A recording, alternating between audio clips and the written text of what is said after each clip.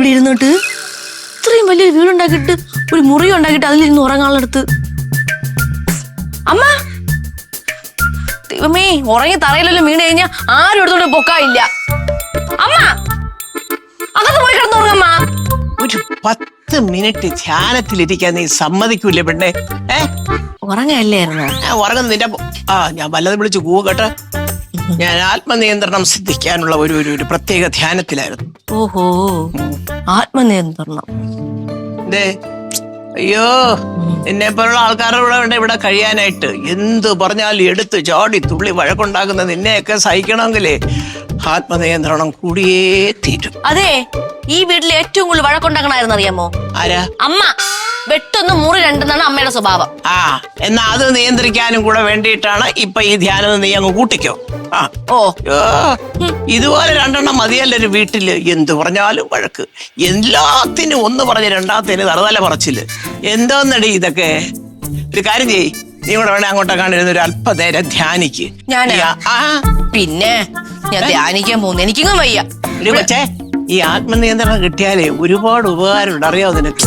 നിന്റെ സ്വഭാവം നിനക്ക് ഒന്ന് നല്ല രീതിയിലൊക്കെ ഒന്ന് പെരുമാറാനും എല്ലാ കാര്യങ്ങൾക്കും ഒരു നല്ല രീതിയിൽ സമീപിക്കാനും, എന്തിനു പറയുന്നത്, ആഹാരം വരെ നമുക്ക് നിയന്ത്രിക്കാൻ സാധിക്കും, ദേഷ്യം നിയന്ത്രിക്കുന്ന പോലെ. മനസ്സിലായോ? അതുകൊണ്ട് വേണമെങ്കിൽ എന്ന് ധ്യാനിച്ചോ. എന്നിട്ട് ഇച്ചിരി ഒരു നല്ല രൂപത്തിലും നല്ല സ്വഭാവത്തിലും നല്ല രീതിയിലൊക്കെ ഒരു കുടുംബിനിയായിട്ട് ജീവിക്കാൻ നോക്കാം. നല്ല കുടുംബിനി തന്നെ. അടുക്കളയിൽ ഇപ്പൊ ആഹാരം ഒന്നും ഉണ്ടാക്കി കൊടുത്തില്ലെങ്കിൽ ഇവിടെ ഉള്ളവരുടെ നിയന്ത്രണം വിടും. വിടും വിടും വിടും. ചായ കുടിക്ക്. മധുരം കേട്ടോ അതില്? എനിക്ക് മധുരം വേണ്ട. മധുരം വേണ്ടേ? അതെ, ഞാൻ ഈ ധ്യാനത്തിന്റെ ഭാഗമായിട്ട് ഇന്ന് മുതൽ മധുരം നിർത്തുക, ഉപയോഗിക്കുന്നില്ല. ഇനി എത്ര നാളത്തേക്കാണോ എന്തോ. മുത്തോണ്ണ, നീ ഒന്നാണ്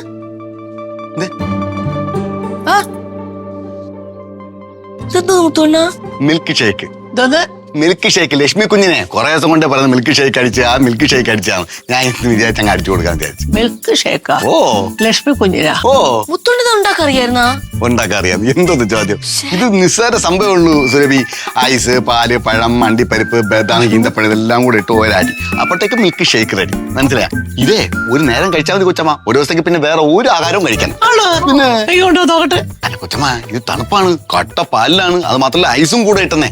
അതൊന്നും പ്രശ്നമില്ലടാ, ഞാൻ നോക്കട്ടെ. പ്രശ്നമില്ലെന്നാ? ഈ ഐസ് കുടിച്ചിട്ട് വേണം നീ കിടന്ന് ചുമക്കാൻ. ഓ പിന്നെ ഐസ് ഒന്ന് കുടിച്ചോണ്ടേ ചുമയും പനി എല്ലാം കൂടെ അങ്ങ് വരും. പോടി അവിടുന്ന്. ചുമ്മാ കൊണ്ടുപോകണം. ശ്വാസം മുട്ടൽ വരും. അല്ല, നീ ഇങ്ങോട്ടൊന്ന് കൊണ്ടുവന്നേ. എല്ലാത്തിലും ഒരു നിയന്ത്രണം വേണമെന്ന് പറഞ്ഞിട്ട്.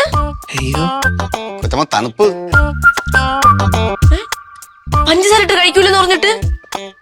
അത് കാപ്പിയിലും ചായയിലും, ഇതിലിടൂലെന്ന് പറഞ്ഞില്ലല്ലോ. ആഹാരത്തിലൊക്കെ ഒരു നിയന്ത്രണം വേണമെന്ന് പറഞ്ഞതാ. അയ്യോ ഇത് കുടിച്ചിട്ടേ എന്റെ ഉള്ളങ്ങ് തണുത്തിറങ്ങുന്നു. നീ ഒരു കാര്യം ചെയ്യും, ഇതുപോലെ ഓരോ ഗ്ലാസ് എന്ന് എനിക്ക് കൂടി ഈ സമയത്ത് ഉണ്ടാക്കിത്താ. അല്ല, ഇപ്പൊ ഇന്നും ഉണ്ടാക്കി തരാൻ പറ്റൂല, അതിനുള്ള സാധനങ്ങൾ ഉണ്ടായിരുന്നുള്ളൂ. നാളെ മുതൽ മതിയല്ലോ. ഇന്നിപ്പോ ഇത് ഞാൻ കുടിച്ചോളാം. ഓ, ആഹാര കാര്യത്തിലൊക്കെ ഒരു നിയന്ത്രണം വേണമെന്ന് പറഞ്ഞതാ. ഇത് നിയന്ത്രണം ഇല്ലെന്ന് ആര് പറഞ്ഞു? ഞാൻ പിടിച്ചു വാങ്ങിച്ചൊന്നുമല്ലോ. ഒന്നും നോക്കട്ടെ എന്ന് പറഞ്ഞു, നോക്കി, കൊള്ളാം, അത്രേ ഉള്ളൂ. അല്ല, ഇനിയിപ്പോ ഞാൻ ലക്ഷ്മി കുഞ്ഞിന്റെ അടുത്ത് എന്തോന്ന് പറയുന്നതാണ്.